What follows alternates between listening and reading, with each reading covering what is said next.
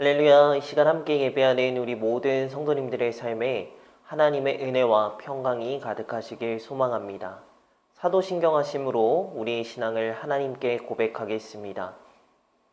전능하사 천지를 만드신 하나님 아버지를 내가 믿사오며 그 외아들 우리 주 예수 그리스도를 믿사오니 이는 성령으로 잉태하사 동정녀 마리아에게 나시고 본디오 빌라도에게 고난을 받으사 십자가에 못 박혀 죽으시고 장사한 지 사흘 만에 죽은 자 가운데서 다시 살아나시며 하늘에 오르사 전능하신 하나님 우편에 앉아 계시다가 저리로서 산 자와 죽은 자를 심판하러 오시리라. 성령을 믿사오며 거룩한 공예와 성도가 서로 교통하는 것과 죄를 사하여 주시는 것과 몸이 다시 사는 것과 영원히 사는 것을 믿사옵나이다. 아멘. 찬송가 455장 주님의 마음을 본받는 자 함께 찬양하시겠습니다.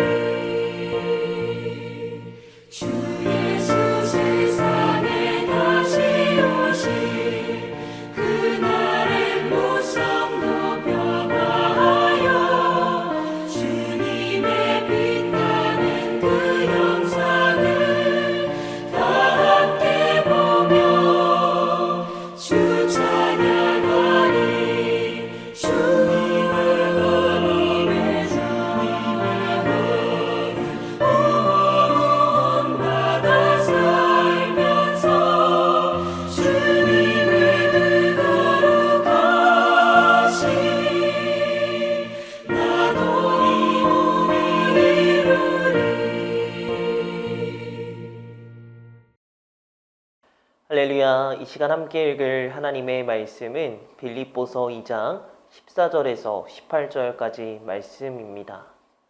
함께 읽도록 하겠습니다. 모든 일을 원망과 시비가 없이 하라.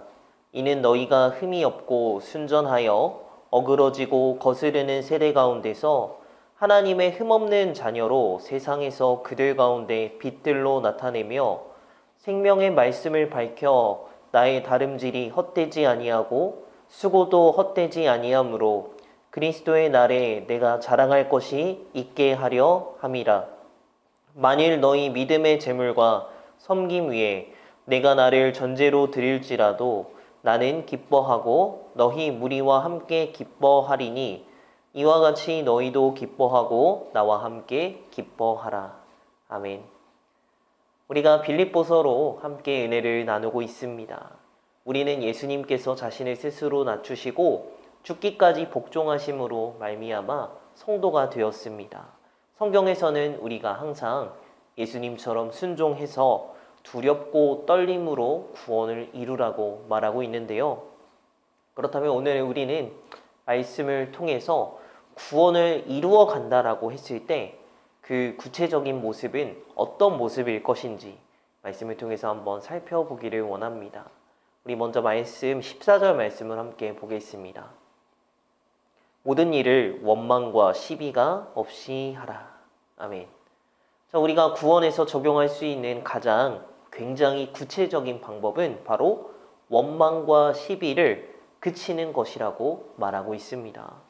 시비라는 것은요, 우리의 안, 우리의 내면에서 일어나는 것입니다. 그리고 원망은 이 우리의 내면에서 일어난 그 시비의 과정을 거쳐서 우리 입술과 말로 터져 나오는 불평을 원망이라고 하는데요. 이 말은 때때로 우리 안에 우리가 마음에서 자꾸 뭔가를 따지고 싶어 하고 그러한 경향을 멈추고 혹시 때때로 우리에게 실패라고 느껴지는 그런 상황이라고 할지라도 우리 입으로 쏟아내지 않도록 하는 것, 이것이 바로 구원을 이루어가는 성도의 구체적인 모습이라는 것입니다. 근데 이것은요, 우리가 뭐든지 다 받아들이고 좋아해야 한다는 것은 아닙니다. 성경을 바르게 믿는 성도는 이 땅을요, 분별력 있게 살아갑니다. 때때로 건강한 비판을 해야 되는 순간들도 있습니다. 그런데 이 시비와 원망은 성경에 근거한 말이 아닙니다. 나의 그 편견과 자기 중심성에 근거한 이 시비가 만들어내는 원망과 불평인데 이것을 말씀에서는 그치라고 하는 것입니다. 여러분, 하나님께서 우리를 정말 잘 아십니다. 가장 잘 아시는 분이시죠. 근데 우리는 가만히 있으면 막 신령한 하나님의 것을 추구하도록 되어 있지 않습니다. 참된 것과 영원한 것에 목말라 있기보다는 지금 당장 우리 손에 잡히는 정말 우리 눈앞에 있는 이 즐거움을 원하는 우리의 그 본능적인 마음들이 있는데요. 그래서 하나님께서 우리를 살아가다가 때때로 광야로 데려가시죠. 그 거친 광야에서 정말 배도 고프고 목도 마르고 정말 그 불편한 그 수고를 통과하면서 저와 여러분 우리의 영적인 눈이 열리도록 하십니다.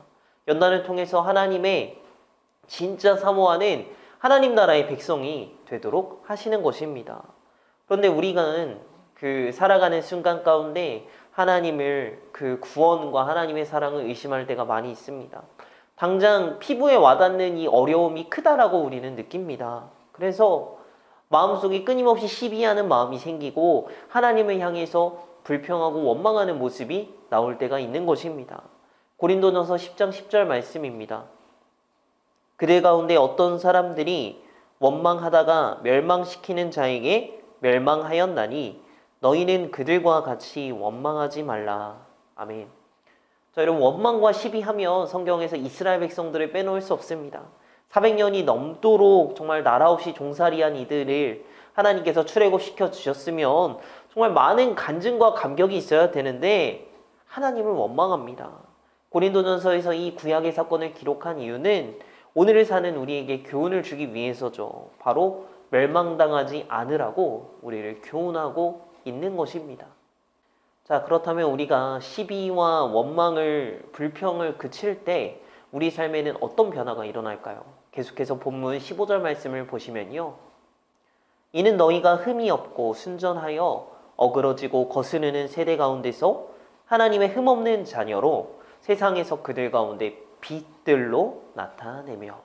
아멘. 자, 여기 뭔가 엄청난 표현이 나오고 있습니다. 흠이 없는 하나님의 자녀가 된다라고 말하고 있는데요. 성경에서 말하고 있는 이 하나님의 흠없는 자녀가 된다라는 과정은 다른 어떤 성공과 성취를 말하는 것이 아닙니다. 우리의 마음을 다스리고요. 우리의 마음과 우리의 입술을 다스려서 정말 하나님의 귀중한 은혜의 도구로 사용되는 사람이 바로 하나님의 자녀로서 빛을 발하는 정말 흠이 없는 자녀라는 것입니다. 유명한 사람이 될 필요도 없고요. 재능이 특출하고 뭔가 사회적 지위가 높은 것이 사실 이 기준이 아니라는 것입니다. 우리 16절 서두 말씀을 보십시오. 생명의 말씀을 밝혀 라고 되어 있습니다. 흠없고 순전한 하나님의 자녀는요, 이제 어둠을 빛으로 밝히면서 생명의 말씀을 밝힙니다. 어두운 세상에 생명의 말씀의 아름다움을 드러내게 됩니다. 그렇게 시비와 원망 없이 불평 없이 흠없는 자녀로 말씀을 밝히는 자의 진짜 모습은 어떤 모습일까요? 우리 17절, 18절 보시면요. 나는 기뻐하고 너희 무리와 함께 기뻐하리니 이와 같이 너희도 기뻐하고 나와 함께 기뻐하라. 아멘. 자, 여기 짧은 말씀 속에서 기뻐하라는 단어가 4번이나 사용이 됐습니다. 어그러진 세상 속에서 정말 하나님의 흠없는 자녀로 살아갈 때 우리는 기쁨으로 빛이 난다는 거예요. 바라기는 여러분과 저의 중심에 기쁨이 넘치시기를 소망합니다. 우리 마음의 중심에 정말 하나님에 대한 감사와 사랑하는 가족과 사람들에 대한 감사와 정말 사람을 살리는 참된 은혜가 있기를 간절히 소망합니다. 그렇게 원망과 시비 없이 구원을 이루어가는 저와 여러분 되시기를 간절히 축복합니다. 기도하겠습니다. 하나님, 우리를 흠이 없는 하나님의 자녀로 부르심을 믿습니다. 우리가 예수 그리스도께서 다시 오시는 그날까지 예수님께서 스스로 낮추시고 죽기까지 복종하신 그 모습으로 살아가는 자들이 되게 하여 주시옵소서. 바라기는 우리가 구원을 이루어갈 때 다른 어떤 원망과 시비가 없게 하여 주십시오. 이제는 더 이상 세상 사람들과 같은 모습으로 원망하고 불평하는 것이 아니라 이미 우리에게 성취하신 그 하나님의 구원을 의심하지 않고 정말 생명의 말씀을 밝히는 흠없는 자녀로 빛으로 살아가는, 그래서 우리의 얼굴이, 우리의 마음이, 우리의 생각이 늘 하나님이 주시는 기쁨으로 살아가는 정말 빛이 나는 우리 모든 성도님들 되도록 주님 역사하시고 함께하여 주시옵소서. 사랑 많으신 예수님의 이름으로 기도합니다. 아멘.